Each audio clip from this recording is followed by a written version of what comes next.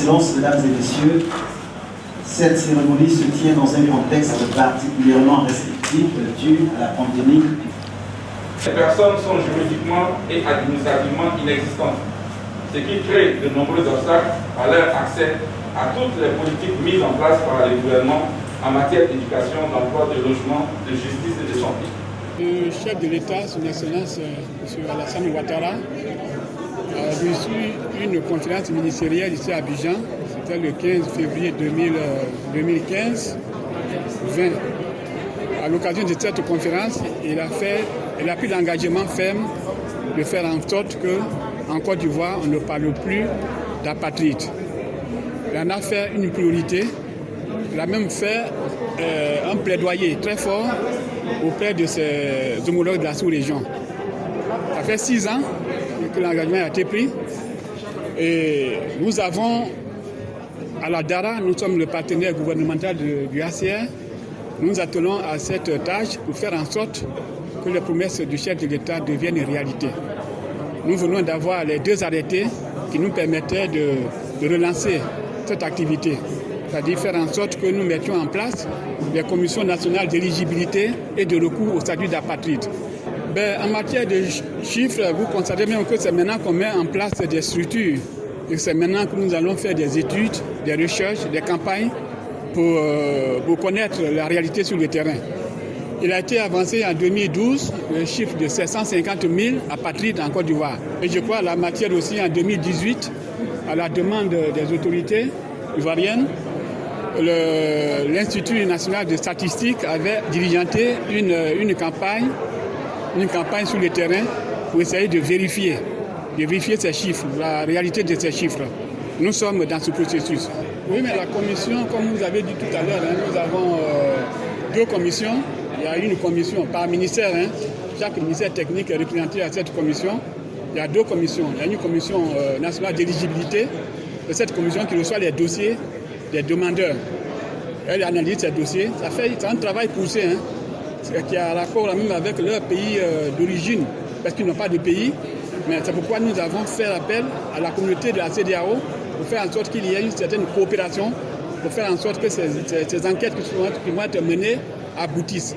Donc c'est un travail d'arrache-pied sur le terrain. Nous commençons maintenant, donc on ne peut pas en dire plus. Il s'agit de personnes à risque d'apatridie. Contrairement aux apatrides visés par la définition de la Convention de 1954. Évidemment, la question sur l'apatridie est une question très très importante. Et comme nous l'avons vu et comme nous l'avons dit, cela remonte à des années où il a été constaté qu'il y a des personnes qui ne sauraient dire leur nationalité, qui ne sauraient dire à quel pays ils appartiennent et qui sont dans l'ombre, qui vivent dans l'ombre et qui souffrent du manque de leur identité propre, de la reconnaissance de leur identité propre et tout ce qui va avec, l'état civil, sans document, on a vu, c'est bien de souffrance.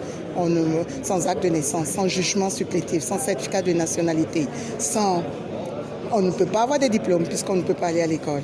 On ne peut pas avoir accès à la santé. On ne peut pas avoir accès à la propriété foncière. On ne peut pas se marier. On ne peut pas vivre. Et cela va de génération en génération. Alors, qu'est-ce qui s'est passé? Ça remonte à 1954 à New York, quand les États ont réalisé qu'il faut vraiment se lever et définir un traité international sur le statut des apatrides. 1954, et nous l'avons bien mentionné, la Côte d'Ivoire l'a ratifié et signé. Cela remonte aussi à 1961, où l'attention a été mise sur la prévention. Comment faire en sorte que quelqu'un ne devienne sans État? Comment faire en sorte que quelqu'un ne vive sans nationalité? Alors, il faut réduire les cas d'apatridie, il faut les prévenir. Convention de 1961, et encore une fois, la Côte d'Ivoire est signataire. Alors, pour revenir à l'applicabilité et à la mise en œuvre de ces traités internationaux, la Côte d'Ivoire a considéré l'apatridie comme une priorité nationale. Vous avez vu la conférence interministérielle qui a donné l'occasion d'avoir cette déclaration d'Abidjan et qu'on célèbre aujourd'hui, c'est son 6e anniversaire, et qui engage les États membres au moins de la CEDEAO. Alors, vous avez aussi entendu parler de ce plan de 10 ans, le plan national de lutte contre l'apatridie en Côte d'Ivoire, donc le PANIACI. Alors, c'est pour commémorer, vous voyez, de 1954 à 2014, vous voyez, ça fait combien d'années? Les 2 arrêtés nationaux pris à l'échelle de la Côte d'Ivoire en octobre 2020 mettent en application les dispositions juridiques et légales des conventions internationales de New York de 1954 et de 1951. Au mieux, l'opérationnalisation de ces arrêtés nous donne maintenant la mise en place de ces 2 commissions. Aujourd'hui, il s'agissait bien d'un double événement. Donc une commission nationale chargée de la détermination du statut d'apatride et une commission de recours pour les cas qui n'ont pas été clarifiés par la commission au niveau de la première instance, donc de la détermination du statut de l'apatride. C'est un pas géant. Un pas géant parce que maintenant nous avons des mécanismes formels qui vont regarder la question.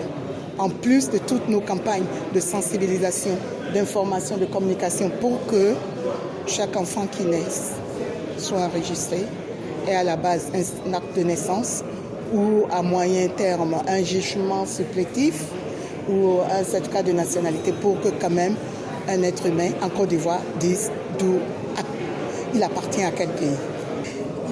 Tous les pays de la CEDEAO sont engagés dans la déclaration d'Abidjan. Et j'ai mentionné dans mon discours que cette déclaration a une force contraignante. Donc il y a une obligation de mettre en application les engagements pris à travers la déclaration d'Abidjan sur l'éradication de l'apatride. L'objectif 2024 est raisonnable et tout un plan l'accompagne, mais tenable, nous avons de l'espoir. Nous avons de l'espoir que d'ici 2024, nous avons vraiment franchi les étapes clés pour vaincre vraiment ce fléau. Et je crois que déjà d'asseoir des commissions juridiquement valables, c'est un grand pas. Alors nous allons faire vite, le temps presse effectivement, et 2024 nous attend. Nous pensons qu'en Côte d'Ivoire, on va atteindre quand même cet objectif.